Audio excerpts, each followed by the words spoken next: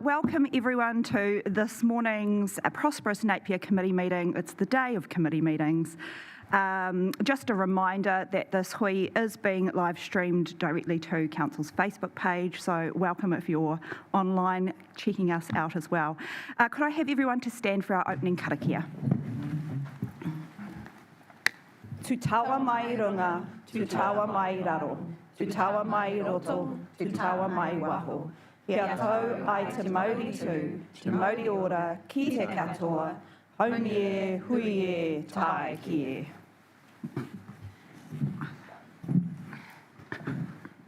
Thank you. I'll move to our apologies. We have apologies this morning from our Ngā Manukanako Te Iwi members, Kirk Leonard and Whai Evelyn Ratima, and also from Councillor Chad Tareha. Can I have someone to move those, please? Thank you, Councillor Mawson. Seconded by Councillor Taylor. All those in favour, please say aye. Aye. Against? That's carried. Do we have any conflicts of interest this morning with today's agenda? No. Nice and easy. I would like to welcome the team from Predator-Free Napier Hill. Thank you so much for being here this morning. I'd like to welcome you to come up to the table to present to us. We have Heidi Stiefel, who will be doing the presentation, and she's joined by Glenys, Paul, Tracy and Stephen this morning. And I will hand over to you guys, and thank you for placing yourself in front of the mic. If you could just pull it close, that would be great. Thank you. So, mōrena, kia ora koutou, and thank you very much for inviting us along today. I know that I'm talking to a group of people who are already dedicated to our environment and particularly our community. And I've brought some of our keen backyard trappers from Predator-Free Taradale and Predator-Free Napier Hill with me today. Can you hear me okay? Yes. Okay, great. So my name is Heidi Stiefel. I've worked in the apple industry in Hawke's Bay for 27 years and 23 years with Bostock, New Zealand. But today I'm here to talk to you about Predator-Free Hawke's Bay and Predator-Free Napier Hill. So our vision is for Hawke's Bay rich with bird life, with our rural and our urban areas abundant with keriru, kaka, tui, korimako and others. So hopefully, I should have practiced with this. Oh, great. So we all know these facts. I'm sure you're well aware of them. But there is a myth that conservation happens in the bush and the mountains, and it's up to DOC and big projects to to protect our native species. Research, and I'm referring to the Mataki report, shows that community conservation plays a key part in protecting our native species. For our communities, the investment is actually very small compared to the gains and joy and happiness. How many people have talked to you about the tui they saw in their cherry blossom this morning or something like that? So I'm going to briefly talk to you about Predator-Free Mataroho, the establishment of Predator-Free Hawke's Bay, how we are starting, and some, not recommendations for Hawke's Bay Regional Council, recommendations for Napier City Council.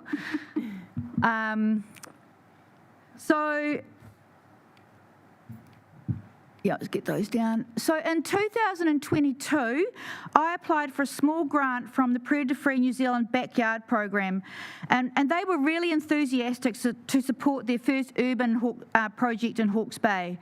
So our goals were pretty simple, to increase native bird species, and we would love to see kaka breeding on the hill, to have 1 in 5 households actively trapping, and that was based on the work of Predator-Free Mirama, that's the work they worked out to actually make to make a difference. I'm sure you're all aware of the Predator-Free Urban Hawke's Bay that Richard Crode started many years ago. I talked to him about why that program didn't continue and what was actually needed to make a successful program. And that's why we just started with Predator-Free Mataroho. It was my community. It was something I could manage. People could come to my place. So we ran small workshops for a start. Friends would drop engagement flyers on their neighbours' mailboxes. We would gather on driveways, talk trapping. They would sign up, and for a koha donation of $10, take home a tunnel and a trap. We would like to have trap lines in our reserves, and the goal was to help set up other community hubs in Hawke's Bay. So where are we today? So today we have 160 traps on our backyards, all this by Glennis, who puts them all on Trap NZ. We're actually just completed some bird counts, and we've actually gone to the same sites that the Hawke's Bay Regional Council monitored in 2009 to 2004, and we want to compare that data. We've set up trapping and education programs in the 3 schools on the hill, Napier Central, Napier Girls and Sacred Heart. These are really fantastic. And we've also just this year set up a trap line in Sturms Gully and worked with Mike Alabardi, who's also back here, and a great support for what we're doing. And we've just set up a trap line in near Sacred Heart, Cobden Lane, and these are checked by the school's Duke of Ed students, and that's a great rolling program that can happen over many years. And we've had a community collection day in the Botanical Gardens. So, there's some of the school kids, like they all have a go setting the traps. Some of them don't like it. Some of them love getting stuck in the traps. The primary school kids are just all into it. They're great. They're just a Sturms Gully, and that's the men's shed. We had them making 75 traps, and that's obviously at the Botanical Gardens where we signed up another 30 trappers that day. This is Glennis actually. But in 2024, I was really thinking, how do I make this project sustainable? It's not sustainable. If I left, it would sort of like fold over until another champion came along. So I really started to have a look how we could make it self-sustainable. Actually, the more I talk to people, the more I realised actually what was happening at Hawke's Bay. There is actually a lot of projects happening, often in isolation, only a couple of urban projects. And I'm sure you're aware of some of these projects, but when I talk to the community, many people do not know of these projects. And there are also many small projects that are absolutely led by passionate, dedicated people who are working hard to protect our native tongas. But these champions, when I talked to them, reported lack of resources, time to train volunteers, funding, and profile. So I'm just going to step away from Napier Hill for the moment and Taradale, but so what we actually did was we ran a workshop, and all the people that attended that workshop, and Hayley and Annette came to the initial workshop to see if there was support for a coordinated, collaborative community approach to predator control in Hawke's Bay. And there was just 100% resounding yes. At the end of that meeting, we said who would like to be part of the working group, and we had an amazing show of hands with some really talented people in our community being part of that working group, and they're listed on the bottom there. But the vision and we've come up with our logo towards predator-free Te Mata Maui, is a region-wide project to restore Hawke's Bay's unique wildlife plants by removing introduced predators such as rats, possums and stoats. So we've spent a lot of 6 months, because there's no money around. How are we going to fund this? What does it look like? How can we communicate? What's our structure? Because in my mind, a lot of it is actually not about getting big buckets of money to do this. This is actually about rallying community, bringing community together, building on what we're already doing.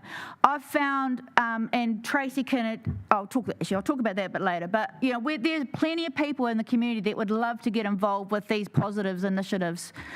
But I just wanted to say, so while we're getting the big group together, we're getting underway with other mahi, with community group, and we've set up a trapping predator-free Taradale, and we're starting trapping in Maggie's Way. We've actually got a working bee this Saturday to set up the first 30 traps.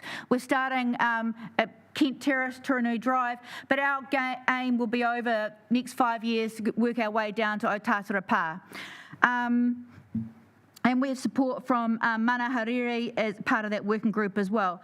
I'd really like to point out that this community group didn't nearly get underway. The reason was I had lots of people at the working group saying, we really need to be trapping in Maggie's Way. Why aren't we doing that?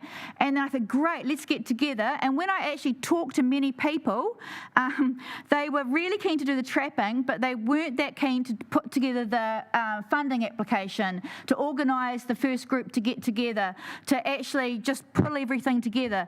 So I didn't end up putting an application into Predator-Free New Zealand, who I'd already talked to, and they were really supportive, but they needed a strong community group to start. So in the end, Tracy and I, who's my ex-colleague from Bostocks, we sat down, we put the application together, we applied to PanPac for some funding for the hardware, and then we rallied around a few people to meet at the Duke of Gloucester. Now we have a really strong group. And Tracy's just put out flyers telling people we're going to put out the traps in this area. 2 or 3 more people really want to join and be part of it. So we just sort of need to set the seed, set up the structure. There needs to be some coordination, and then these community groups will start up. Tracy and Stephen made those tunnels that are up there.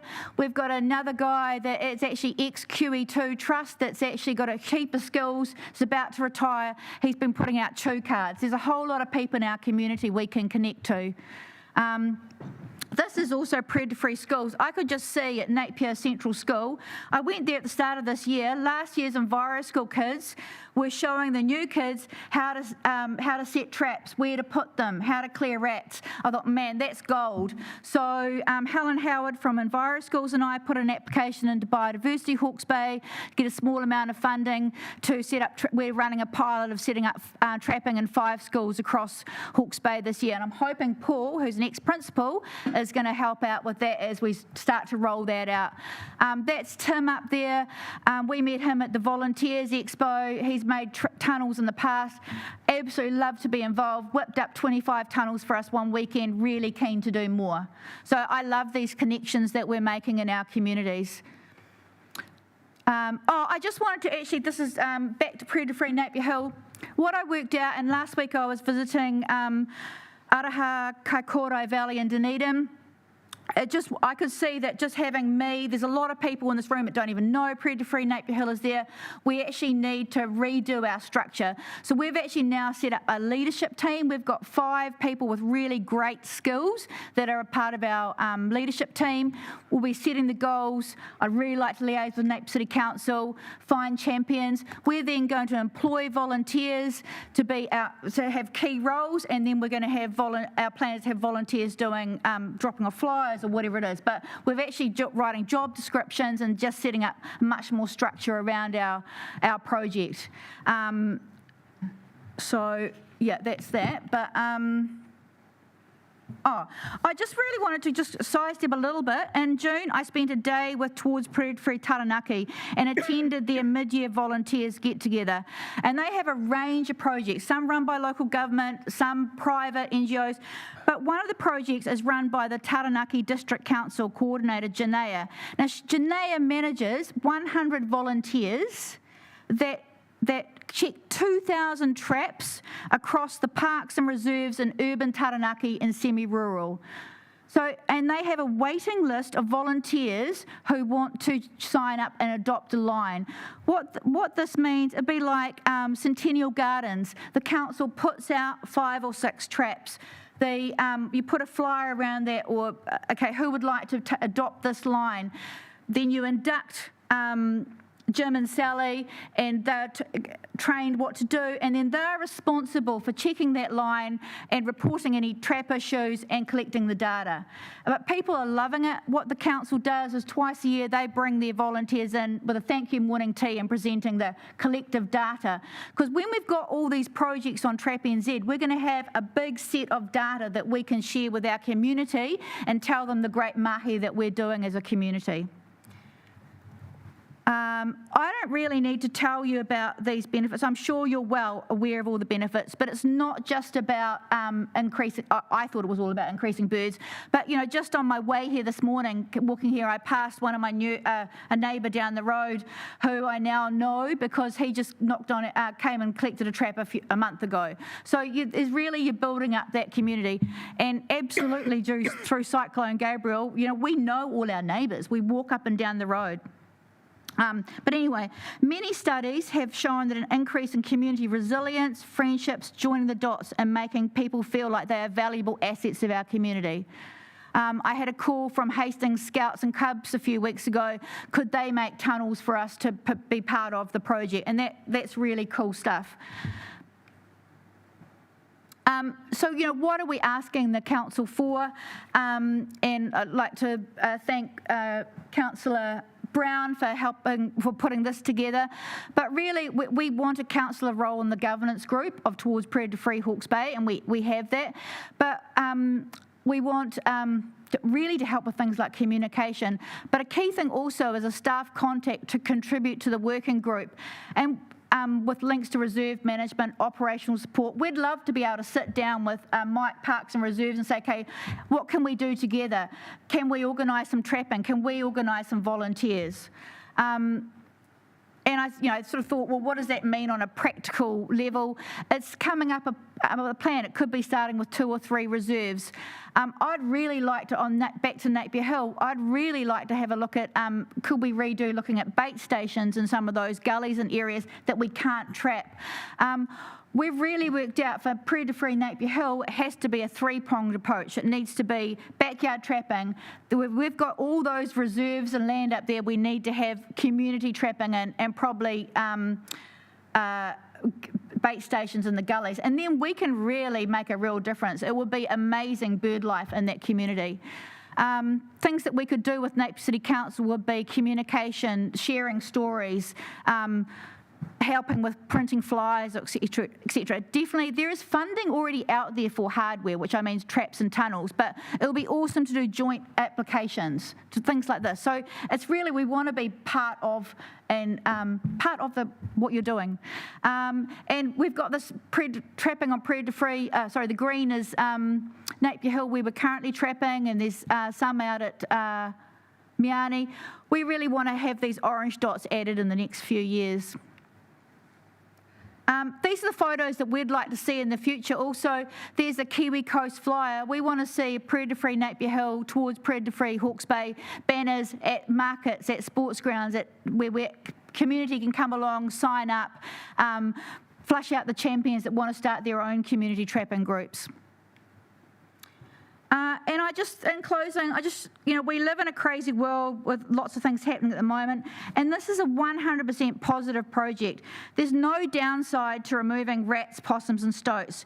We need to normalise it and get communities, schools, maraes and backyards involved.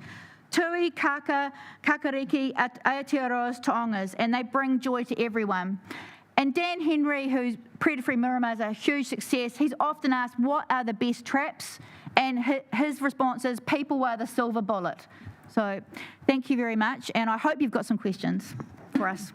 Kia ora. Thank you, Heidi. An absolutely fantastic presentation, and as a hill dweller myself, there is nothing like seeing tuis playing with each other and kind of having play scraps and chortling all over the place while, big kiriru kind of defy gravity, it almost looks like, as they're so plentiful, and we're really blessed to have them. So I will open for questions from elected members. Councillor Gregg. Yes, thank you, through the chair. Thank you, Heidi. Just a question about cats, yes. Urban cats. To what extent are they part of the predator problem? Urban cats? Yeah. Oh, look, they absolutely are. And we have a great conversation when we're with the kids about cats. And we also talk about feral cats, and feral cats are, the estimate is up to 10 million feral cats in this country, which are a huge, huge issue, and they're not part of the 2050 predator-free pest list at this stage, but they're hoping to be added to it.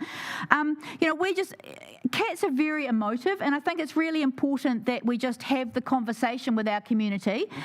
There's lots of things that we can talk about, like keeping your cat indoors or various things, but it's up to the individual, and of course people know they kill birds, but we want everyone to get involved. So we're very happy to have the conversation. Councillor Price. Just a quick question. Well done. I just wonder, without a fence around the hill, is it possible to get it predator-free with what you're doing? Is it? I doubt that you're always going to get re-invasion of things like rats. Rats generally move within a 50-metre radius. But I think if we would absolutely need that 3-pronged approach to have predator-free. What we're actually talking about is actually contacting the businesses along Carlisle Street and actually setting up trapping along there. But I think that Miramar is predator-free. They obviously have rat incursions. but we can make a significant difference. We can absolutely, I know from my own garden and the two either side, we've made a significant difference, and just the bird activity right there at the moment. So yeah, I think the research will show you that having 1 in 5 households, so 1 trap every 100 metres, actually is significant enough to make a scientific difference. Yeah.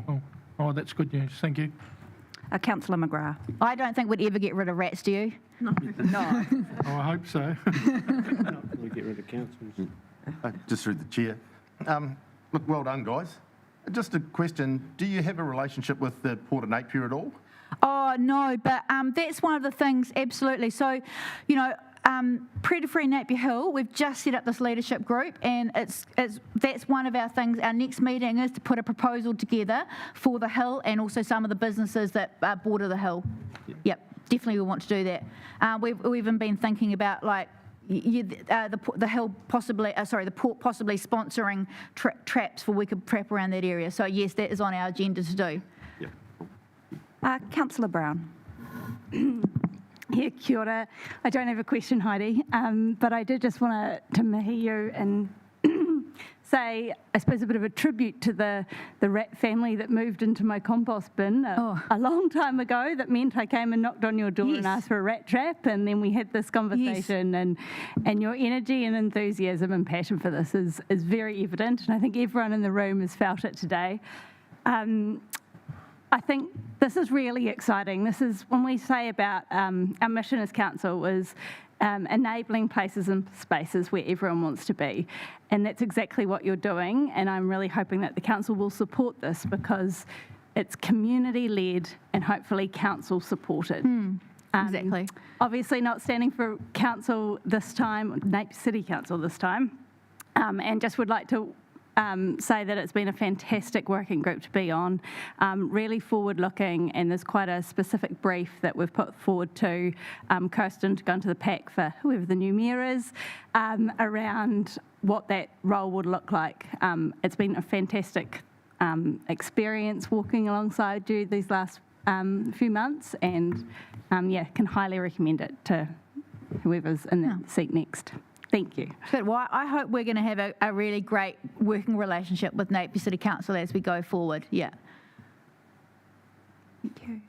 I have no further questions or comments. I do just want to assure you that we have the ability to formalise your request that you've made through the presentation a little bit later on in our agenda, and ask our staff to work towards delivering on some of those. So just rest assured we can't do it right now, but we certainly will as we get further on into our agenda. So thank you all so much for being here this morning. I think Councillor Brown captured and encapsulated everything really well. Good luck, and yeah, looking forward to working closely with you all. Thank you. Kia ora. Great. Thanks a lot. Thank you. Kia ora. Thanks, too.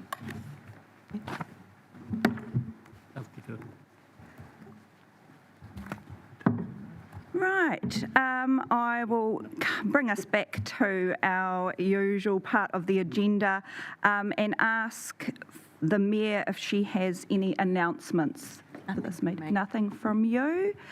Are there any announcements by management? Nothing from me. Great. I'll call for minor matters that are not on the agenda. Deputy Mayor Brosnan. Thank you very much, Miss Chair, Madam Chair. So young. Can I please add discussion of the public forum to minor matters? Certainly, thank you. And we have some minutes to confirm. So these are from the meeting held on Thursday, the 3rd of July, asking that they're taken as a true and accurate record of that meeting. Thank you, Councillor Crystal, for moving, and Councillor Mawson for seconding. All those in favour, please say aye. Aye. Against, and that's carried. Thank you. We'll move to our first agenda item for this morning. I'd like to welcome Gary Hostrinsky to present to us our most recent Treasury activity and funding update. Morena, Gary. Good morning, everybody.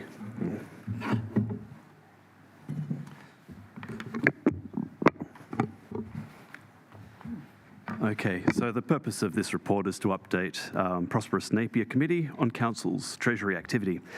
As per our last report in July, Council participated in a debt issue by the local government funding agency to borrow a further $15 million.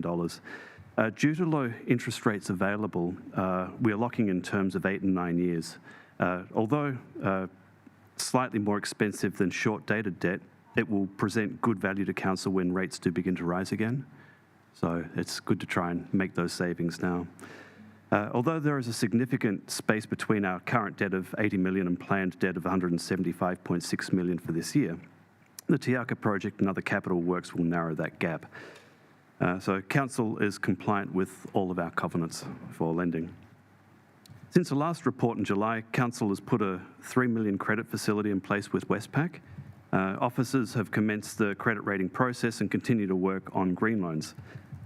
Due to the material size of lending, officers will be considering a hedging strategy to dampen interest rate shocks and will build this into the liability management policy as appropriate. As expected, the Reserve Bank of New Zealand cut the official cash rate to 3% yesterday, down from 3.25%. We've been holding off and engaging further borrowing until now, and many analysts believe that this is either the bottom of the current rate cycle or very close to. And council will have a window of possibly 16 months to borrow before rates are expected to rise again. So this is something we will be looking at on a strategic basis and also matching it up with all the capital projects that we have in play. So green loans, a credit rating and prudent borrowing should see council lock in favourable long-term rates in 2025 and 2026. And I'll take the remainder of the report as read. Thank you, Gary. We'll open for questions.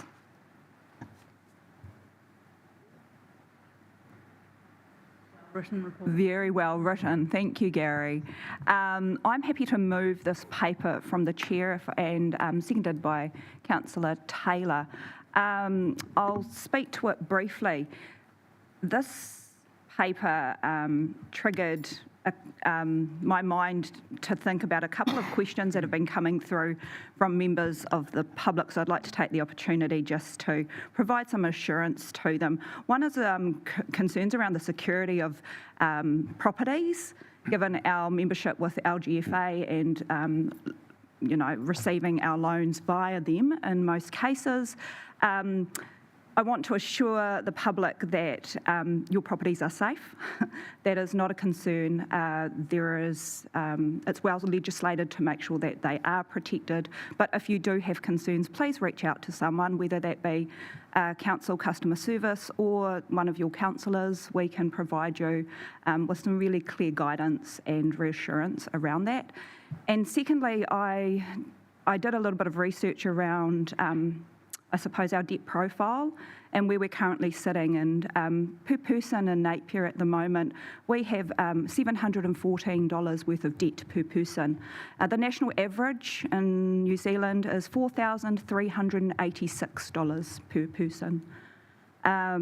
We are at a gross debt percentage of operating income of 25 to 27%. And the national average is 205% across New Zealand councils. So again, just wanting to give some reassurance to our public, to our residents, that things are being very well managed here. Thank you to our team, thank you to you, Gary, and also want to acknowledge, Gary, that this is the last time that you'll present to our committee, and wish you all the best. You've done an absolutely fantastic job, and really appreciated the information that you've brought to this table. So thank you.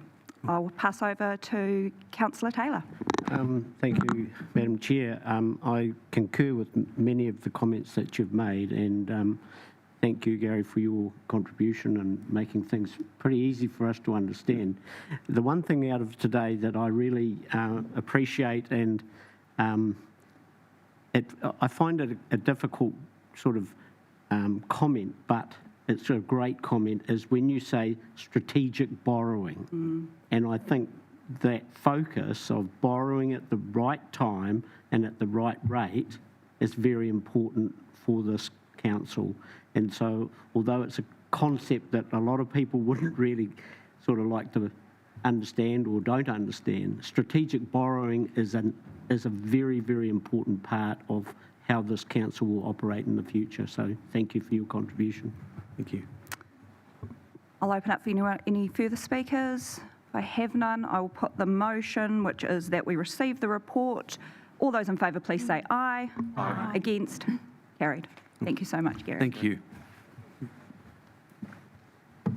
Next up, we have the Health and Safety by Design and Te Kete, the Civic Precinct Project. I'd like to welcome Alex Burke to present the paper.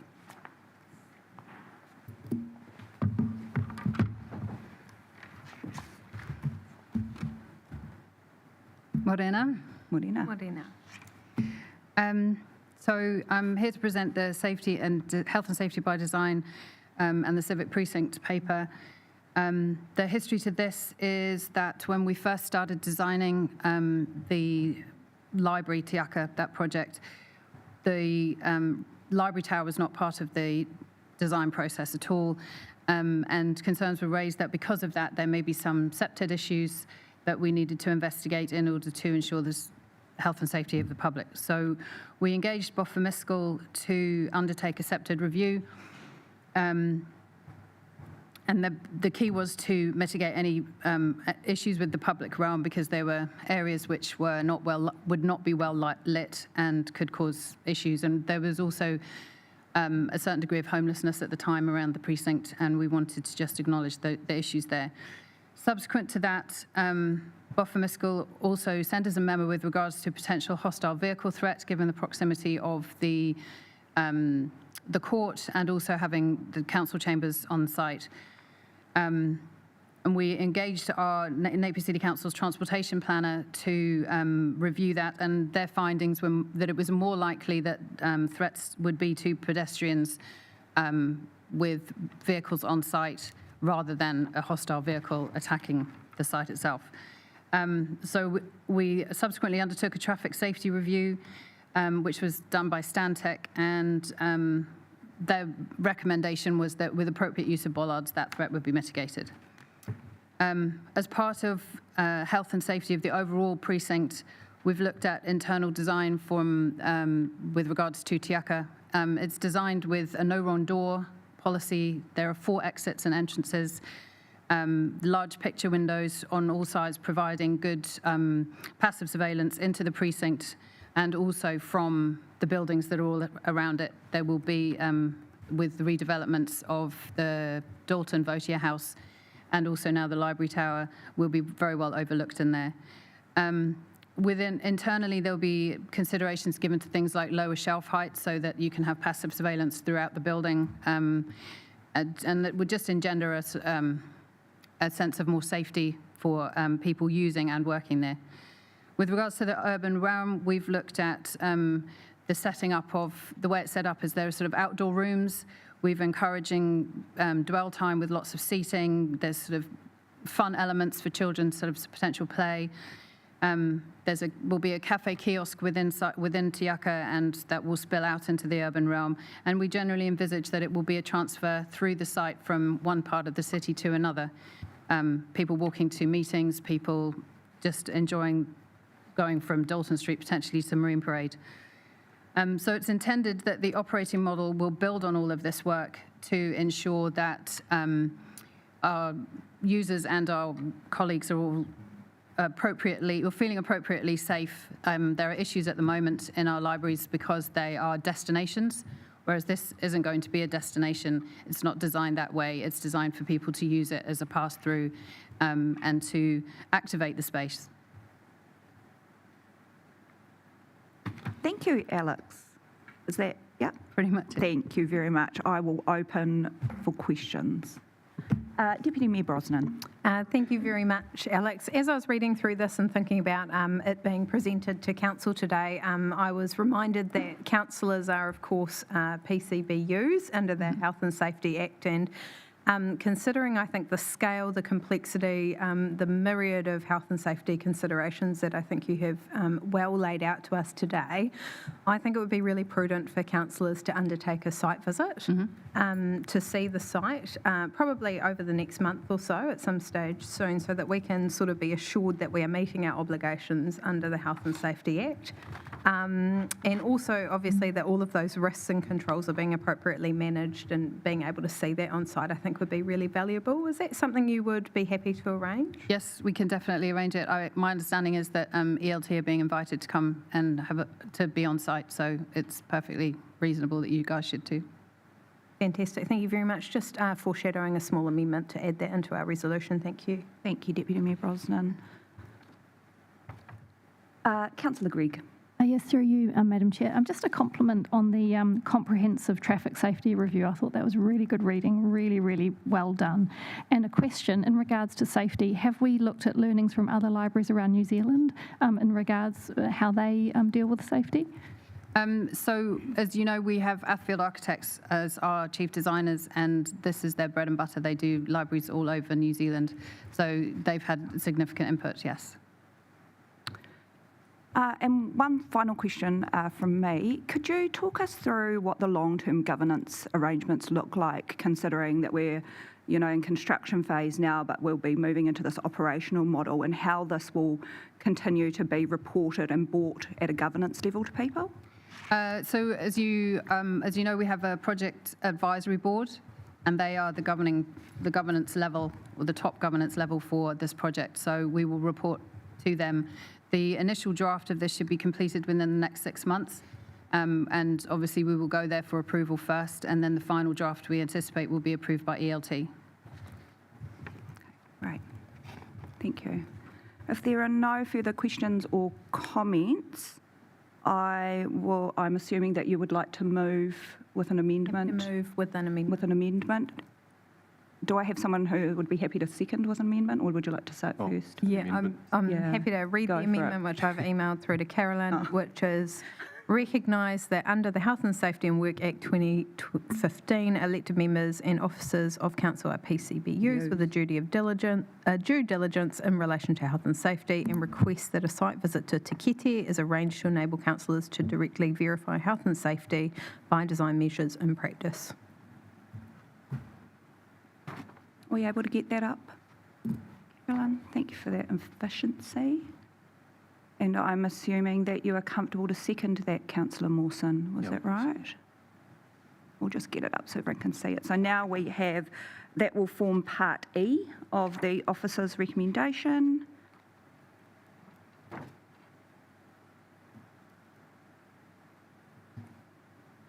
Oh, hicka, that's small. Oh, thank you. I only got these glasses at the beginning of the year.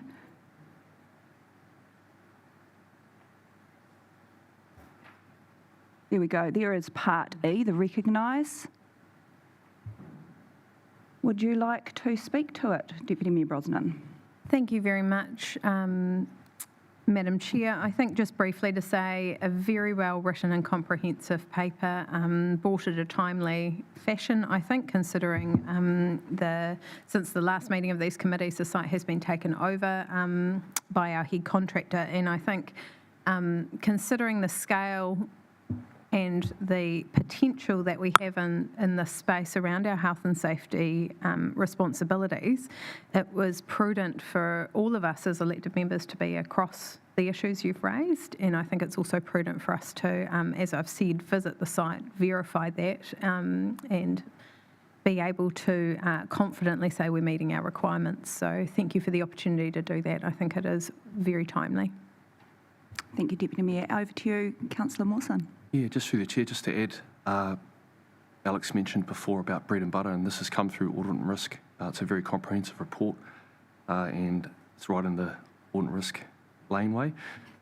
This provides a solid foundation for Te Kete, and it's great that our community and staff and us are safe in a lovely civic precinct. Thank you, Councillor Mawson. Would anyone else like to speak to the motion? Mayor Wise. Thank you, through the chair. And I guess just, to reinforce how important this is. Great report. Thank you, Alex. Obviously, the well-being of our community and staff and contractors is always our highest priority. And I guess just wanting to highlight, of course, we know that we've had issues with our temporary Napier CBD library in terms of health and safety and keeping people safe. So that just highlights how important it really is that we have this comprehensive health and safety by design process in place to ensure that our new civic precinct is set up for success, that we are able to identify the risks, put the measures in place that we need so that we do have this community space that everybody can come and enjoy in a safe way. So looking forward to this as it evolves, as it will, as we work through the design process. So thank you very much for bringing it to us today. Thank you. So we've had 3 speakers for. Is there anyone who would like to speak against the motion? No, that being the case, I will put it. All those in favour, please say aye. Aye. Against? Carried. Thank you so much, Alex. Thank you. Right, agenda item number 3, we have the results of the 24-25 resident survey. Thank you, Danica, for presenting this morning, and also to Dr. Virgil Troy for being here as well. Thank you. Good morning. So this report presents the results of the 2024-25 resident survey. So the survey is conducted by Cell Research, which is why I have Dr. Virgil Troy here with me today just to help answer any relevant questions. So the report acknowledges that the 2024-25 year came with nationwide and NCC-specific challenges. Increased costs of living and other economic factors had an impact at the local level, and the impact of these challenges were reflected in the survey results. While satisfaction levels across several service areas for NCC fell, many other councils across the country also experienced a decline in satisfaction.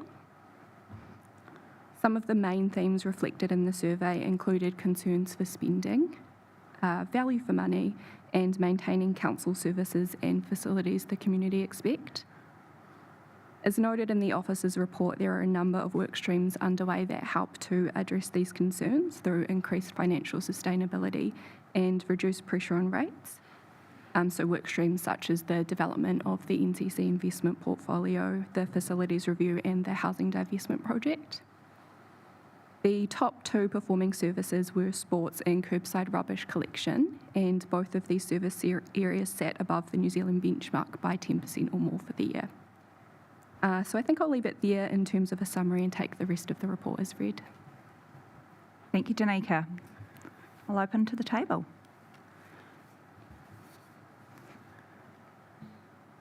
I'll ask a question. Thank you, Councillor Price. Feel free. Through the chair.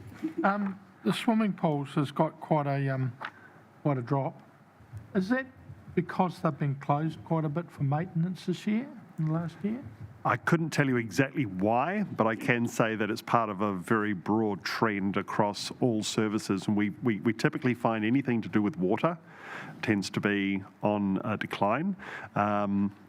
So yeah, that's one of those factors there. But I couldn't actually tell you right now exactly whether or not it was because they were closed or because there was a heightened level of awareness. But I know you have some. Yeah, just to add to that, just in the officer's report, there was just a bit of information around some of the verbatim comments made in relation to pools. So concerns around the increased cost, particularly related to Ocean Spa, the need for improvement, and the closure of the Napier Aquatic Centre for renovations were key comments. Yeah. Thank you. Mayor Wise. Thank you, through the chair. Now, just with regards to the actual final data set and the work that you do to increase the accuracy of the reported results to ensure that we're reflecting the makeup of the Napier community, could you just talk us through a little bit what are the calculations that have been applied to bring results more in line with Napier's population? So we apply weightings, and the way we do that is first of all, when we collect the data, we attempt to collect it in the proportions in which the community exists. So if we have a percentage of the community of a certain ethnicity or a percentage of the community that are living in various suburbs or districts, we attempt to collect data in proportion to that as we go. Then what we do is on a quarterly basis when we're providing the tracking results is that we weight those results by the New Zealand population statistics from Statistics New Zealand. And then when we combine everything together for an aggregated result at the end, when we produce the final report, we re-weight all of the findings so that they're more in line with the general population distribution. So it's a statistical calculation that's run on the data before we produce the results and the percentages and charts, etc.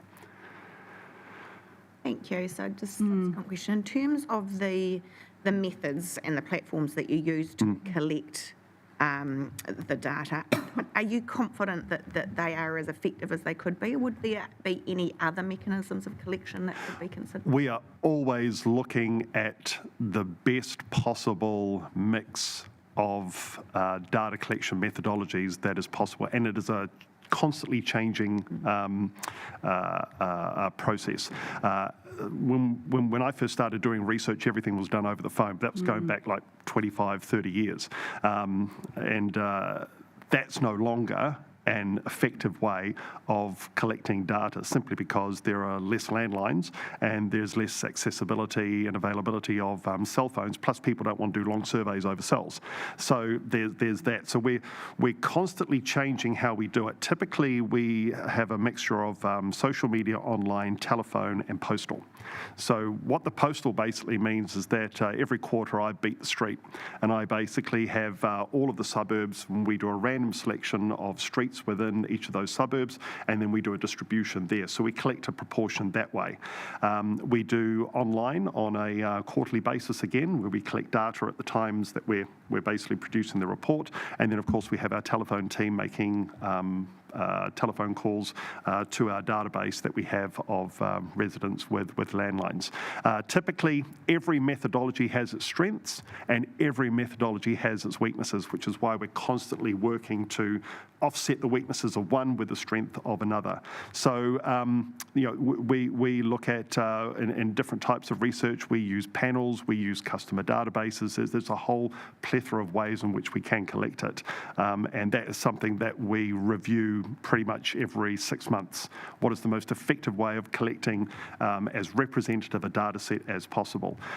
We also use methodologies such as oversampling, so where we want to make sure that we get as many possible responses we can from communities, like we've done work for Napier City, where we've been particularly interested in people in the Marae Nui district and in the surrounding areas. So literally in those areas, we'll target by ensuring that pretty much 99% of every household will get access to a postal. We'll try and work through various community leaders and representatives that work with council to be able to get the distribution more effective. But yeah, it's a constantly changing process, and we're always looking at the best way of actually combining those methodologies. Thank you. If there are no further questions, I have a comment. Noting the current initiatives that we have in play that are addressing some of these concerns, it led me to think about how we respond to results and how we report progress against, I suppose, some of those key areas, such as swimming pools and parks and reserves and utilising the headings that already exist. And I think that that's something for council to really turn its mind to. When we are receiving papers and reports, is there an option to include within those a heading to prompt our officers to keep these sorts of things top of mind when we're monitoring and when we're looking at how we're actually responding to some of this and how some of our work programs actually speak to some of the points that are being made by our community. So I just wanted to put that on the table as well. Alrighty, well, if there are no further questions, I will move to the officer's recommendation. There's two parts there: that we receive the results and note that these ratings from the survey will be part of our audited and reported publicly annual report. Can I have someone to move it, please? Thank you, Councillor Gregg, and a seconder. Come on. I will second from the chair. Thank you very much. Councillor Gregg, would you like to speak to it? Yes, through the chair, just to say thank you for this report, because it's so useful. It's one of the most useful reports for us to see what the community actually are thinking and feeling, so thank you. And just to follow up, I think it becomes even more useful when we when we're very clear and focused about how we will respond. So I'd just like to add that as well, and thank you to those who participated. Do I have any further speakers? Deputy Mayor Brosnan. Just very briefly, thank you. I always appreciate these reports. It gives us a good view of how our community is feeling, and quite often there's little surprises in them for us who are having conversations about our community regularly, as you know, around this table.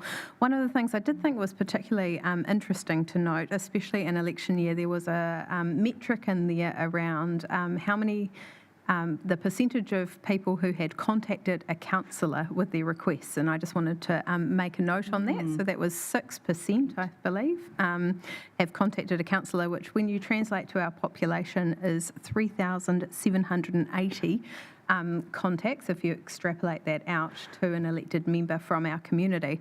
So those who are looking to stand for election out there in the community, I just thought it was worth highlighting that you can expect on average 290 contacts from members of our community as part of doing your role. And I always think that is an interesting metric as well around availability around this table. So I just wanted to make that connection as well. Thank you, Madam Chair. Thank you. Well, those are 3 speaking for. If I have anyone who would like to speak against, please let me know. If not, I will put the motion. All those in favour, please say aye. Aye. Against? Carried. Thank you guys very much. So thank you to everyone who's not standing for your service, and for those that are, seeing your pictures all over the place, and all the best for the elections. Thank you, Jill. Thanks so much. Right, and we'll move to our last paper in our open agenda this morning. We have the submission schedule update. I'd like to welcome Gemma McDade. Hilda.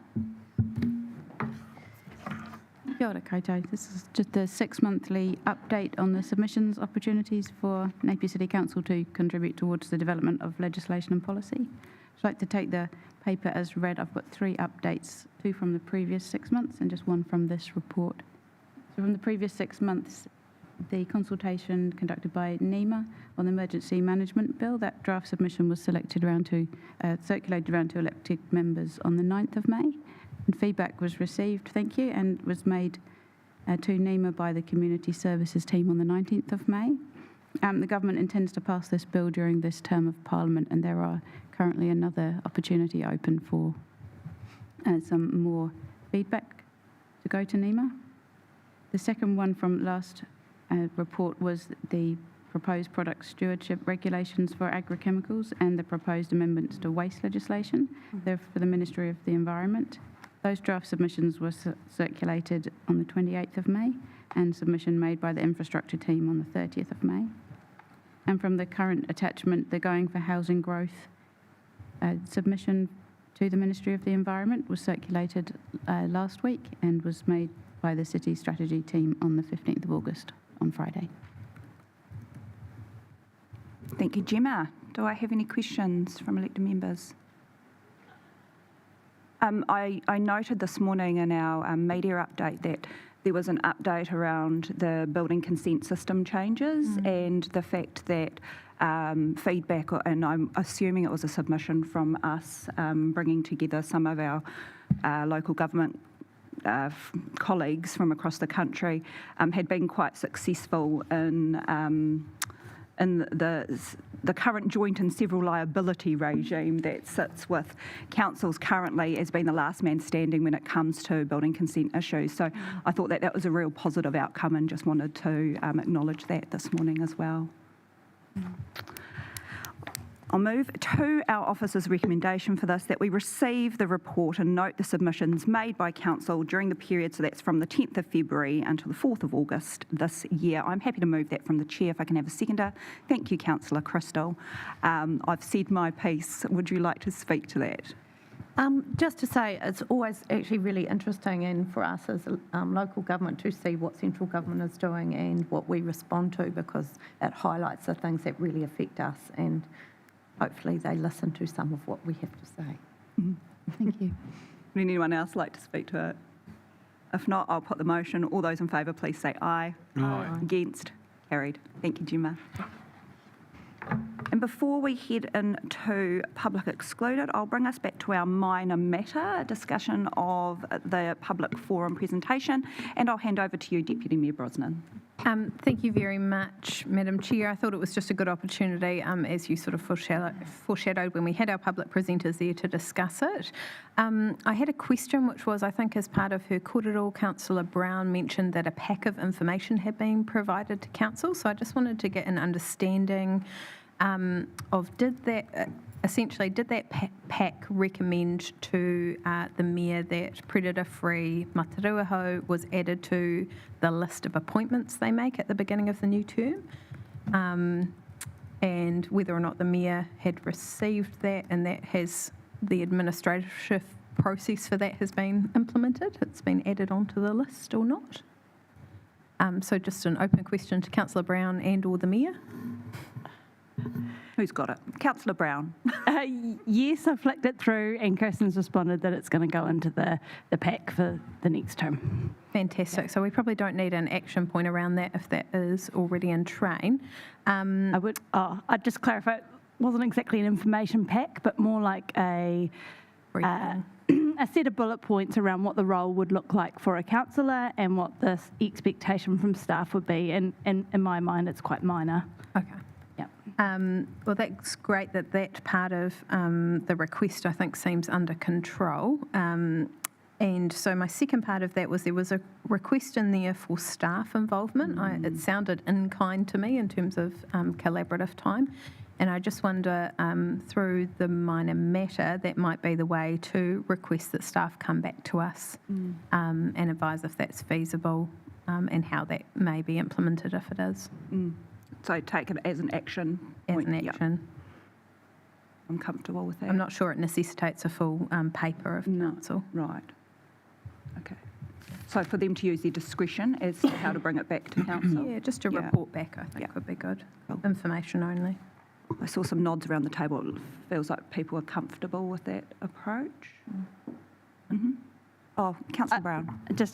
I can flesh out some more of the thinking from the governance group that's been formed. So at the moment, it's a governance and management group, and so quite keen to separate that out. So one is more at the strategic level that's more appropriate for a councillor to be at, and then the next one being down more at the working group level. So the hope is that we could have a staff member, ideally someone who's managing our reserves, talk to what we're doing in terms of trapping and predator control on our land as one of the main land holdings in Napier.